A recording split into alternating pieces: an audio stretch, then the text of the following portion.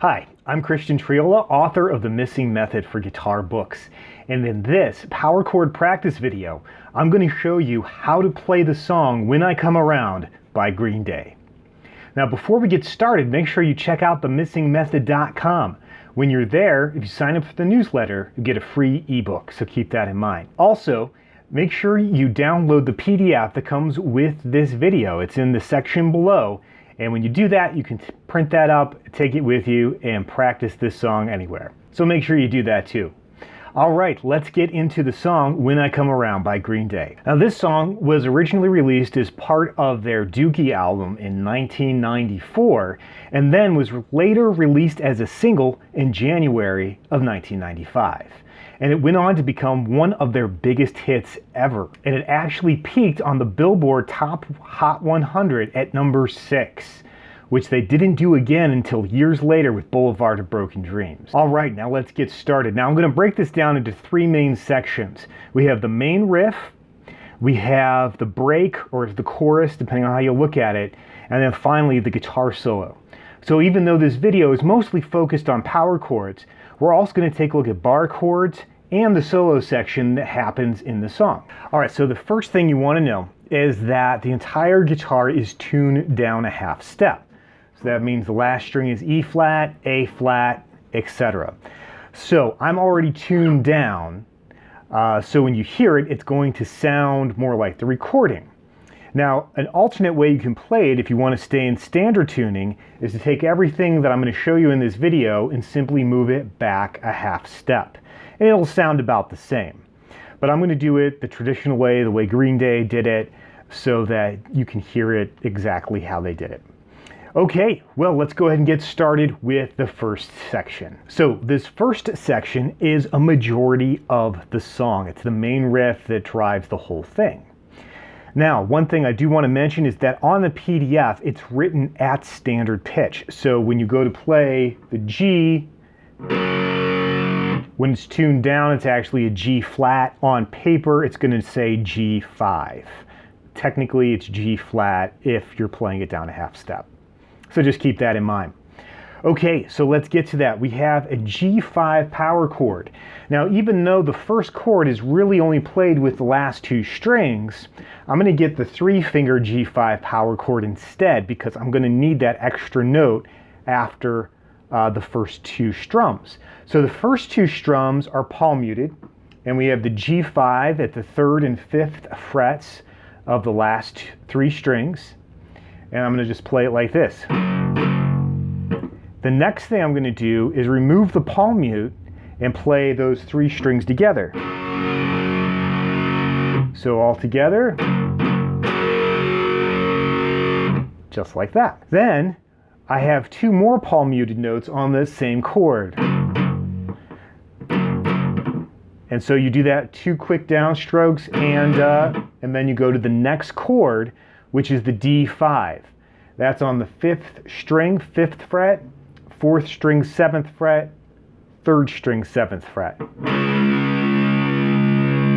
And so when you play those first 2 D5s are also palm muted, followed by a 3-string version of the D5 that's not palm muted. So far we have this.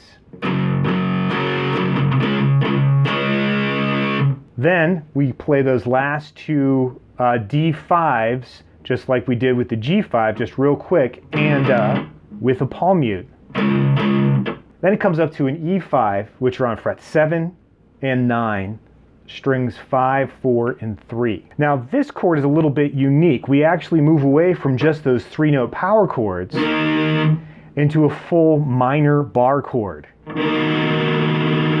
So to get that, you start off with that power chord that I just mentioned, and all you do is put your middle finger on string 2, fret number 8. And so that's kind of what makes the difference. And that's one of the really cool sounding things about this song is that it takes the power chords and just adds a little bit more by going to a full bar chord. So you can kind of hear that extra note in there. So what they do with that is the first thing you play are just strings 5 and 4 together on a palm mute. Then you get the full E minor chord, stopping on the second string. So you play that second string, but not the first string. You come back to the E5 with just the 2 notes, and then it moves immediately to a C major bar chord at the 3rd and 5th frets. So to get that bar chord, your first finger plays the 5th string, 3rd fret, and then your 3rd finger comes up and grabs strings 4, 3, and 2. So you have this bar across all those strings. You don't need the first string, so if that's dead, you don't have to worry about it. So when you get that chord, you hold it, strumming those 5 strings. Then on beat 4, you have that same chord. Then you palm mute the C5, which is already under your finger, so you don't have to move those. So you're palm muting just strings 5 and 4 together. And then you move back to the beginning again. And so it just keeps going in a cycle. So I'm going to put that all together. So we have the G5 to start, mute, mute, chord.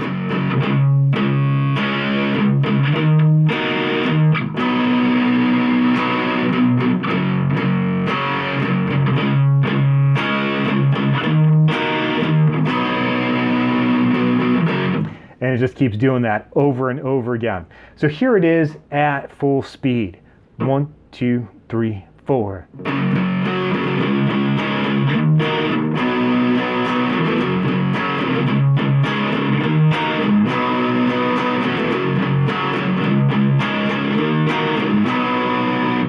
And that continues over and over again. That's your main riff.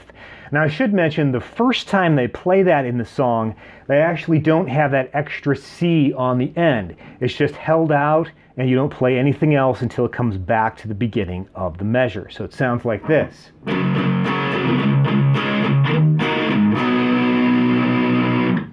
then it goes back in. I held it a little longer just to exaggerate it a little bit, but that's what you do first time only.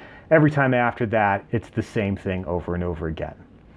Okay, so that is the main section. The next section is the chorus, or the break as I like to think of it. It's pretty straightforward. You start off with an A5 power chord, and there's 2 different ways you can get that. The way I like to do it is up at the 5th fret. You have the first finger, the next 2 strings 7th fret, all 8th notes, 1 and 2 and 3 and 4. On the and of 4, we start moving into the next chord. So we actually come up to the 7th fret on the and of 4, and then immediately move to the 8th fret for the C5 power chord, which takes up most of the next measure. So here's what that sounds like. A5.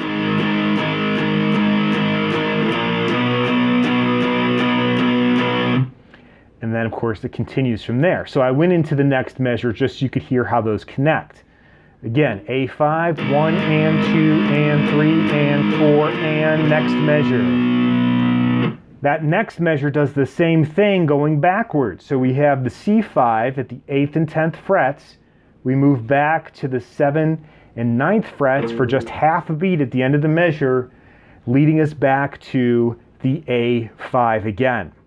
So here's what that sounds like, starting with the C5, 1 and 2 and 3 and 4 and 1 and 2 and 3 and 4 and 1, 2, 3, rest. And that takes care of that section.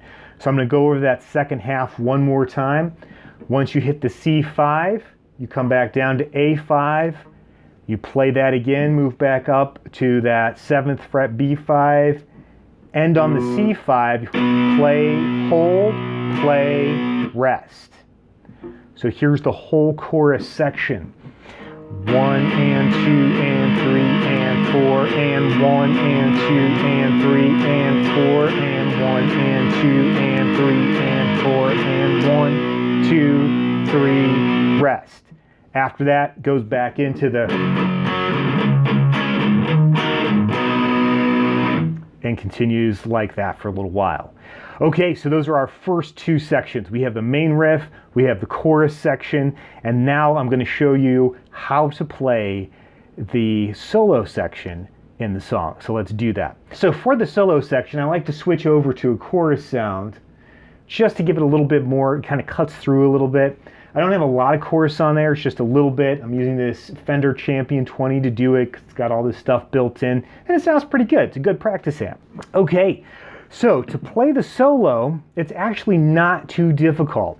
You have basically kind of a G chord that's outlined. You strum through that, kind of come up, play a few notes, and then the solo's over. So it's only 4 measures long.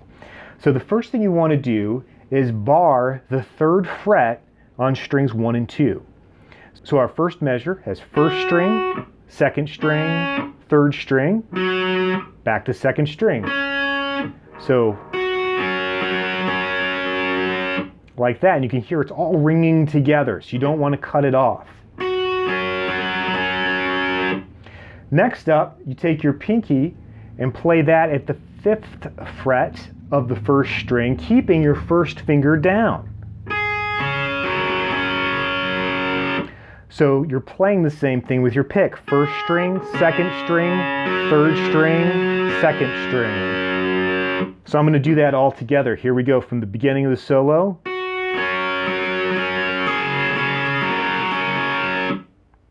Next up, we're going to play the first thing again, but we're going to end on a chord instead of going back to the 2nd string. So here's what we do.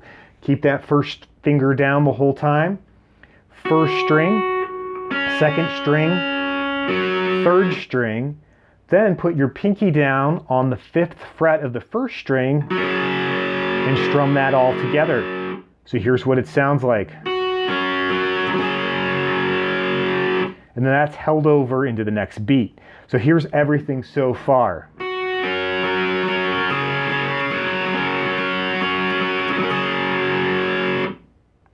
You can hear that all ringing together, sounding good.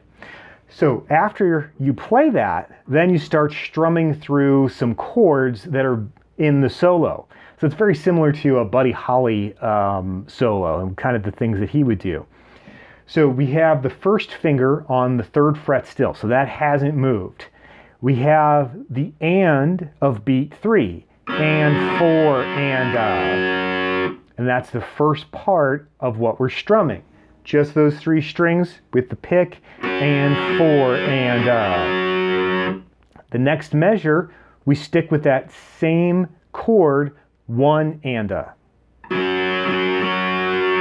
Then finally we change by putting the pinky down at the 5th fret. So that 1st finger doesn't have to move at all still.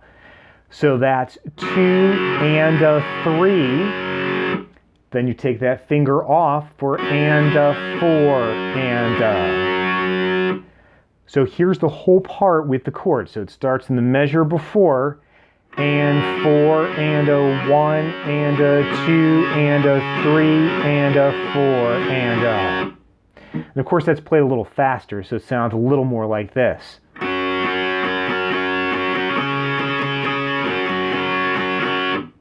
All right, from there we finally release the 1st finger.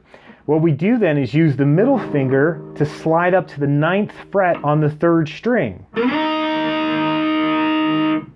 Now you want to use that middle finger because the next note is on the 2nd string, 8th fret. So like this. Then that 1st finger will reach over to the 4th string, 9th fret, and you play those 2 middle strings together. So your middle finger doesn't have to move. And then the last part of the solo, just take your 3rd finger, move it to the 4th string, 10th fret, and then play that along with the 3rd string, 9th fret. So that whole section.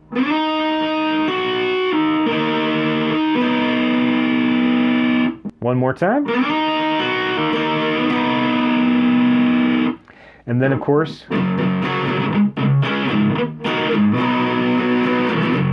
etc.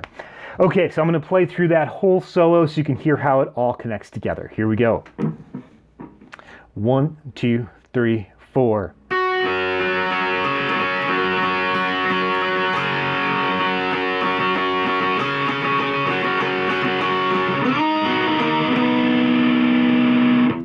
All right, and there you have it. That's the solo on When I Come Around.